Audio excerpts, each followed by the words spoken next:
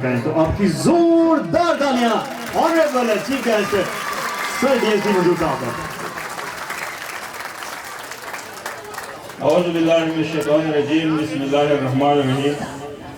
Owner الائٹ school Parvez Khan Sahab, principal, teachers, especially the students جنہوں نے یہ اسکرپٹس پیش کیا, اور یہ بڑا مشکل ہوتا ہے ویسے جب ہم بچے تھے تو اس کے لیے بڑی محنت کرنی پڑتی ہے. تو کریڈٹ دیتا ہوں اسکول ایڈمنسٹریشن کو, اسٹاف کو, کہ انہوں نے اس ایونٹ کو چار چاند لگانے کے لیے دن رات محنت کی اور اس کو کامیاب بنایا. تو thank you very much once مور.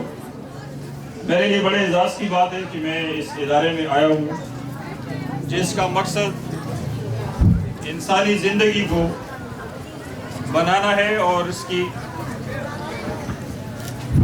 جو کردار ہے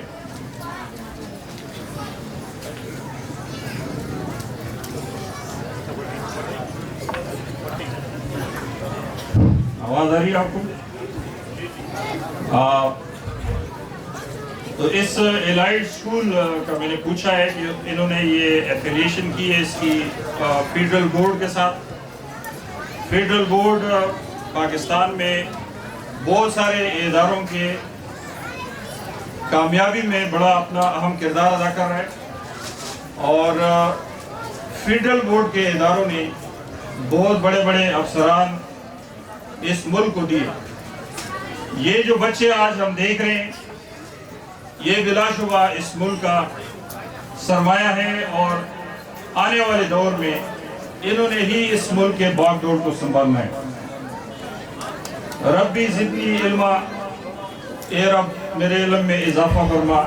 رسول کریم صلی اللہ علیہ وآلہ وسلم نے یہ فرمایا تھا کہ seek knowledge from cradle to grave. یہ بچپن یعنی پیدائش سے لے کے قبر تک علم کا حصول یہ ہر مرد اور عورت پہ فرض کر دیا گیا ہے. علم روشنی ہے اور اس پہ عمل کرنا کامیابی ہے.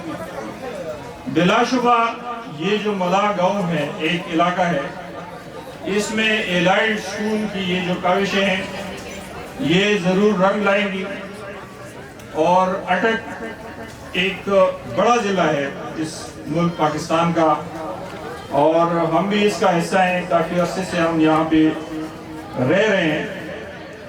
تو یہ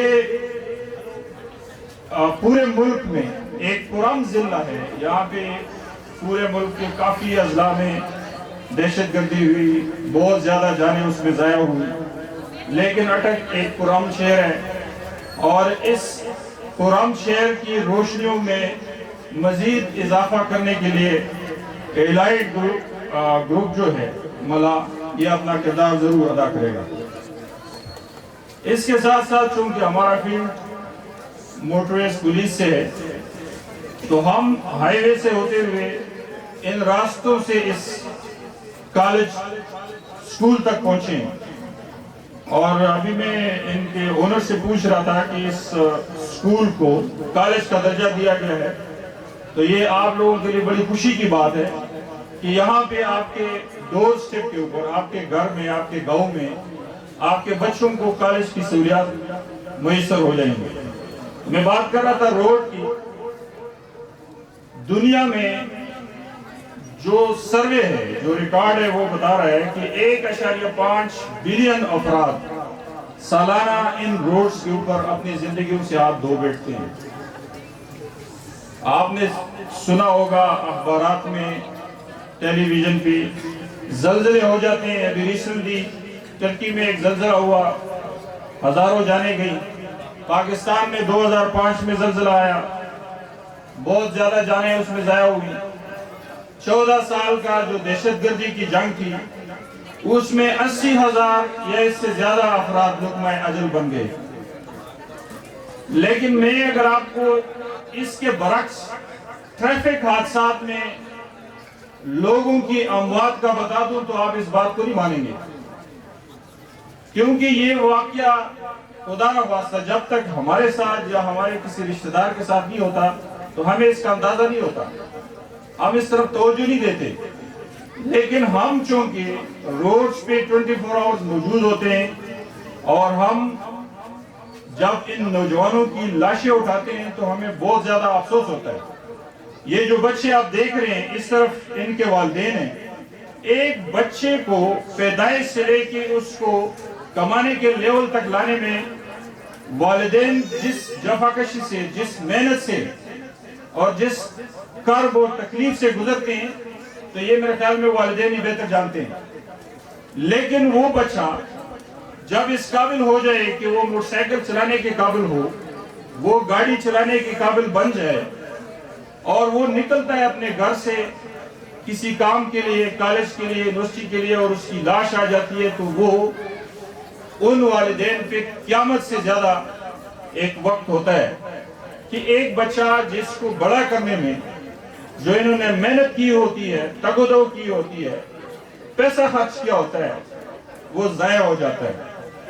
اور یہ جو روڈ حادثات ہیں، جو کریشز ہیں، ان کو ختم تو نہیں کیا جا سکتا لیکن اس کو کم ضرور کیا جا سکتا ہے.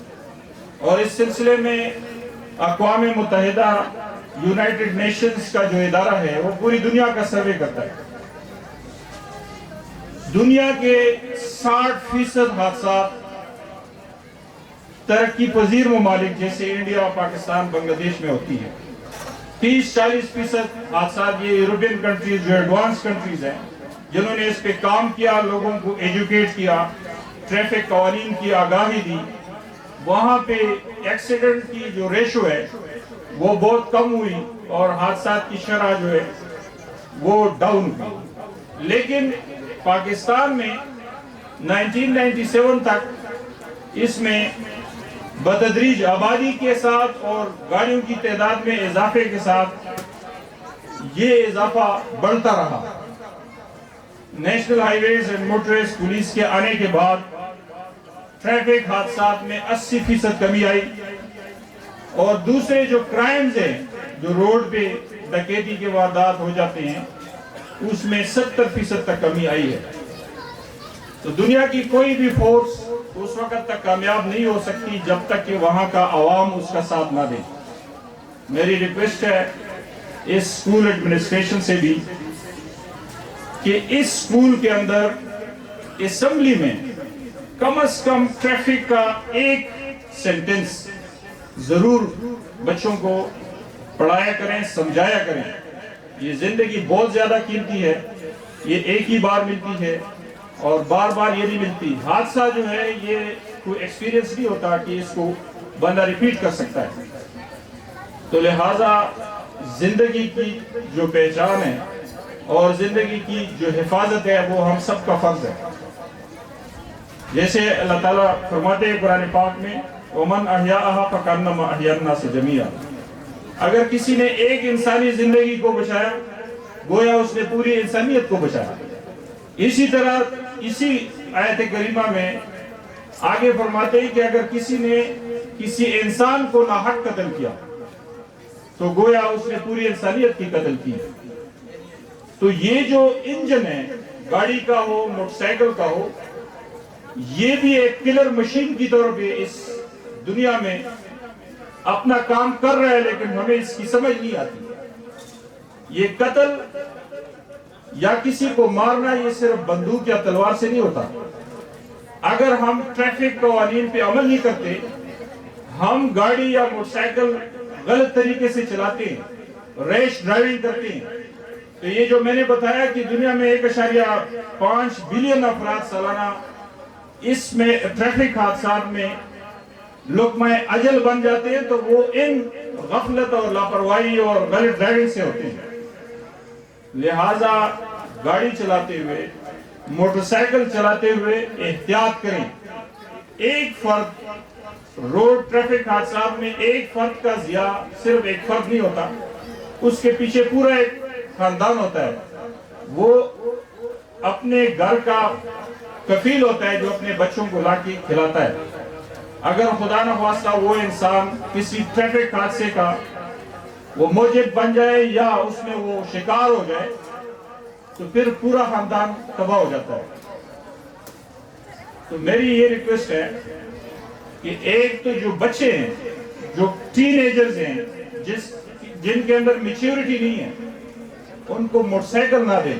برائے مہربانی یہ موٹر سائیکل میں خود اسٹوڈنٹ ہوں اور اس پہ میں نے ریسرچ کی ہے کہ یہ جو ہماری ہائی وے ہے یہاں پہ 80% جو حادثات ہیں اس میں موٹر سائیکل انوالو ہوتا ہے اور میجارٹی جو بچے ہیں جو ٹین ایجر ہوتے ہیں جو میچیورٹی لیول تک نہیں پہنچتے وہی انہی حادثات کا وہ موجب بن جاتے ہیں.